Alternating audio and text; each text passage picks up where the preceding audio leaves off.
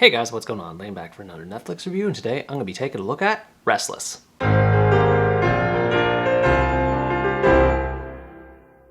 Restless is a French action thriller film that tells the story of Thomas Blanc, a corrupt cop who makes his way to the casket ceiling of his deceased mother when he accidentally runs into and kills a man with his vehicle while en route, which prompts him to cover up his crime as quickly as possible. Although he is able to get away with his act at first, he soon starts receiving calls from an unknown witness who threatens to reveal what he has done unless he's able to return the body. This results in Thomas trying to balance his duties as an officer of the law while trying to avoid suspicion from them at the same time as he plots his course of action. The movie wastes no time in setting up the premise, which kicks off just a few minutes after it begins. This signals to the viewer that they're about to be taken for a wild ride, and fortunately the thrills manage to stay consistently entertaining despite some narrative hiccups along the way. The main character, Thomas, is a bit basic in terms of personality and background, but he's still likable as a protagonist. I appreciated that he wasn't a typical good guy and that he has different shades of morality, between the love he has for his family and what he does at work to support them. Family is a theme that's prevalent throughout the story, both in Thomas's personal life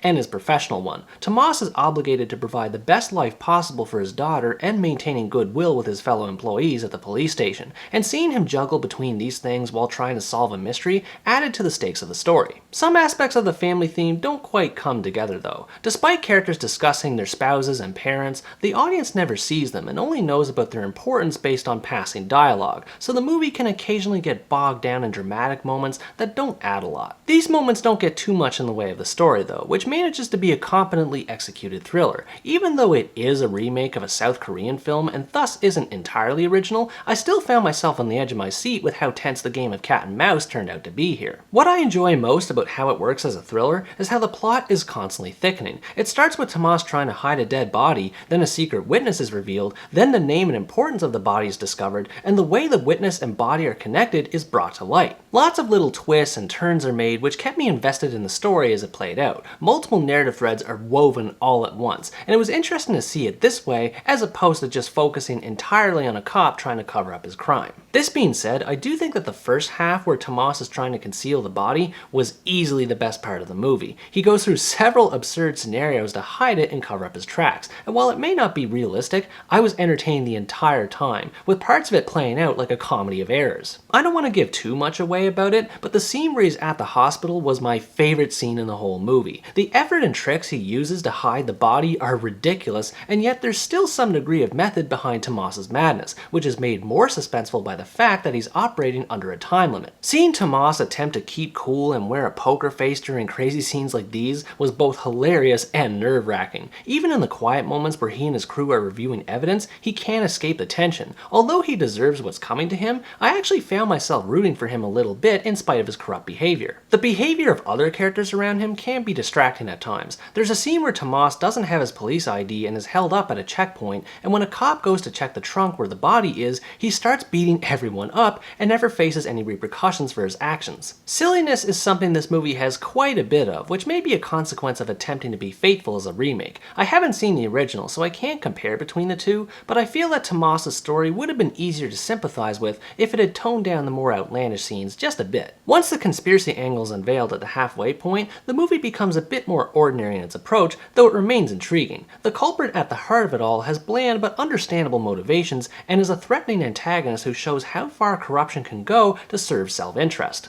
A lot of mind games are played on Thomas at this point, which adds more to the thrills of the story, though it can result in confusing plot contrivances, like how Thomas is able to fetch the dead body in a public space or is assaulted by someone without anyone in the background noticing. As Thomas gets deeper into the conspiracy, he uncovers more details that paint a bleaker picture on his profession as a police officer. Again, the choice to weave multiple narratives while Thomas tries to cover up his crime was a welcome decision, but it can be more confusing than it needs to be. Something I thought was weird was the role the dog played in this movie. The dog is the one that causes this mess in the first place, as it forces Thomas to veer his car out of the way, which results in him hitting the person he kills. In general, I'm not a fan of whenever a movie sets up its story using events that are entirely preventable, and the way it happens here is a bit baffling. Not only does the dog not attempt to move out of the way like a normal one would, but after the accident, the dog only appears once more, and again is nothing more than something to move the plot along. The film's aesthetic presentation does help make up for its narrative shortcomings, featuring a dark portrayal of France's hidden cop criminal underworld, and the mind games were enjoyable enough to hold my attention, especially during the ending sequence, which proved to be particularly bombastic. Overall, Restless is an average action thriller experience that won't exceed anyone's expectations, but it does its job well enough as an exciting crime story from the other side of the law. If you like crime thrillers, you want to watch one from a police perspective, and can tolerate some silly scenes here and there, I think you'd enjoy watching this movie. Pretty much everything about it has been done better by other films before it, but that's not necessarily a bad thing. Sometimes a simple thriller with fun action set pieces is all one might need to have a good time, and on that front, this movie does meet the mark. What did you think about this movie? Were you entertained by its action and thrill sequences, or were its story and characters too bland for your tastes? Let me know in the comments below. Anyways guys, that's going to wrap up my review of Restless. Thanks for watching this video, I hope you enjoyed it, and as always stay tuned for the next part where next time I review the American thriller No Exit.